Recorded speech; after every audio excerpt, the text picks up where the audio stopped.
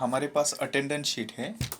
इसके हिसाब से हम देखेंगे कि प्रेजेंट कितने हैं, एब्सेंट कितने हैं और वीकली ऑफ कितने हैं। मतलब यहाँ पर ये जो कॉलम दिए हैं present days, absent days, weekly off, total days और पेबल डेज। पेबल डेज यानी कि जो भी एब्सेंट के बाद रहेंगे वो वाले। अभी क्या करना है हमें, ये तो हम पे सबसे पहले ये डेटा हम लॉक कर लेते हैं। लॉक कैसे करेंगे, तो व्यू में जाएंगे, उसके बाद फ्रीज में जाएंगे और फ्रीज करेंगे। यहाँ पर हमारा ये डेटा फ्रीज हो गया, ये देखो फ्रीज हो गया।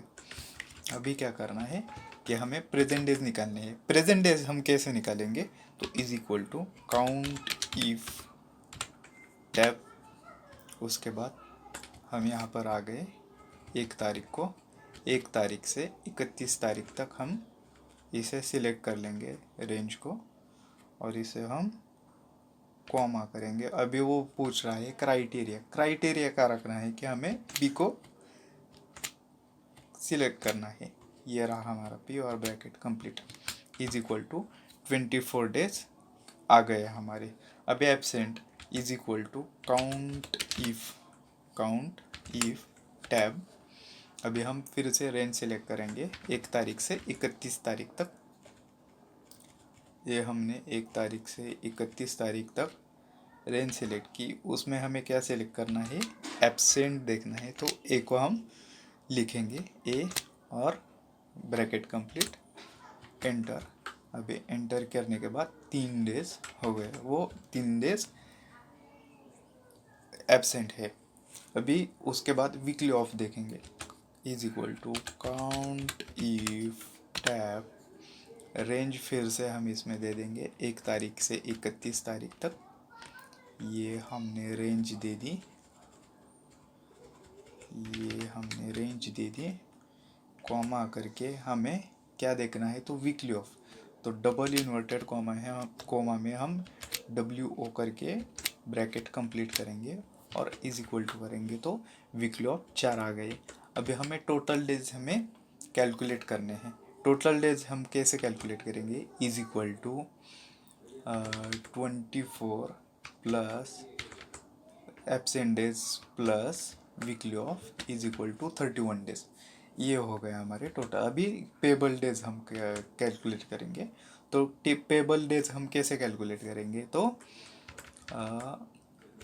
31 डेज में से हमने माइनस किए एब्सेंट डेज 3, ओके, तो 28 डेज। ये आ गया हमारा आंसर। अभी हम क्या करेंगे, तो इसको सिलेक्ट करेंगे, उसको नीचे ले लेंगे, ये रहा। अभी हम कंट्रोल डी प्रेस करेंगे तो सारा हमारा डेटा आ जाएगा। ये देखो, ये सारा डेटा हम कंट्रोल डी से नीचे सिलेक्ट करके आ गया। अभी ये आप चेक कर सकते हो, ये देखो ये हो गया हमारा। अभी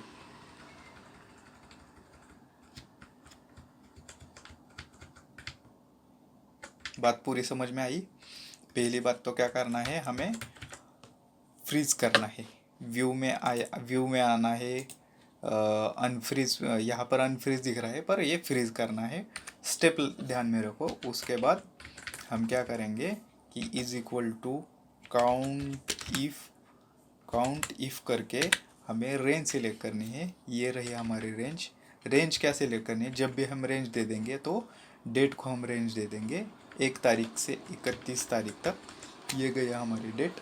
कॉमा करेंगे, फिर से वो क्या पूछ रहा है, क्राइटेरिया क्या देंगे आप, तो हम क्राइटेरिया दे देंगे पी। क्राइटेरिया वो उसको भी डबल इन्वर्टेड कॉमा दे देंगे और ब्रैकेट कंप्लीट कर देंगे, तो यह हमारा आ जाएगा डेटा। और यही एब्सेंट डेज में करेंगे, वीकली ऑफ में करेंगे। टोटल डेज कैसे कैलकुलेट करने हैं, तो total days is equal to present days plus weekly off plus absent days. Total हो गए 31 डेज। 31 डेज। अगर यहाँ पर फेब्रुआरी का मंथ होता तो 28 डेज आ जाता। अभी पेबल में क्या देखा कि पेबल में हम टोटल डेज 31 है, उसमें से हमने 4 डेज, वो 3 डेज वो एब्सेंट था, तो 3 डेज एब्सेंट के कट करके उसका 28 डेज पेबल का हो गया। ये हो गया हमारा डेटा। अगर अभी कुछ कंपनी में क्या होता है कि जब भी हम ऐसा डेटा लेते हैं तो उसको पेड लीव भी एप्लीकेबल हो जाती है। तो पेड लीव में उसको वो जो एब्सेंट वगैरह होता है ना, वो भी उसको कैलकुलेट होता है। अगर वो एब्सेंट अगर होता है, ये अगर पेड लीव होती तो यहाँ पर क्या आता, 31 डेज टोटल डेज जैसे 31 है वैसे ही पेबल डेज 31 आ जाते। बस इतना ही फ़र्क है, बाकी सेम। ओके ठीक है, थैंक यू।